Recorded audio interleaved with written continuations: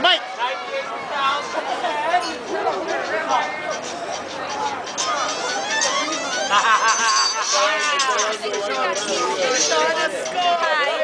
Agora tá filmando. Agora tá filmando. Pô, não filmou o cara do Free Hugs? Filmou, eu voltei ali só pra filmar o Free Hugs. Não, do Free Hugs, muito engraçado. Ei, cadê a loja de brinquedos, Vitor? A gente passou, é ali, ó. Vamos lá. Escola 2010 ali em Castley. Aonde? Ali. Lá. Em cima do Toshiba. Vou atravessar a rua. Mas tá tudo parado. Mas ali é... E aí, Vitor, onde é que tu tá?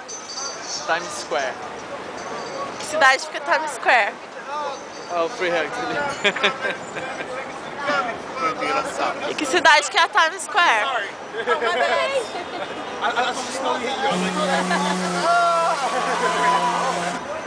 Cidade que é? Gallenberg. Onde? Gallenberg. Olha o café colombiano ali, a xícara.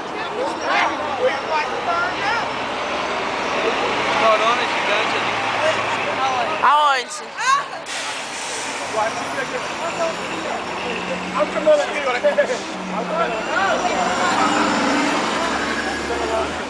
Quer filmar? Eu levo essa calma. Ah,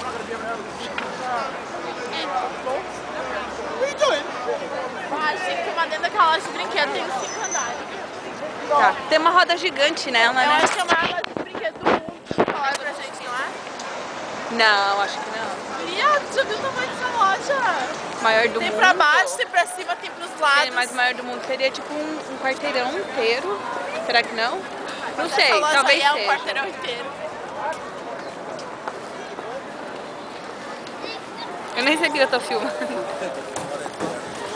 Ia filmar Times Square. Filmar vocês na Times Square.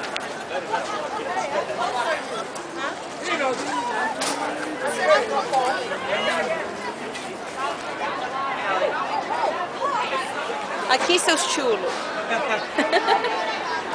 A gente esperando pra entrar ali na loja.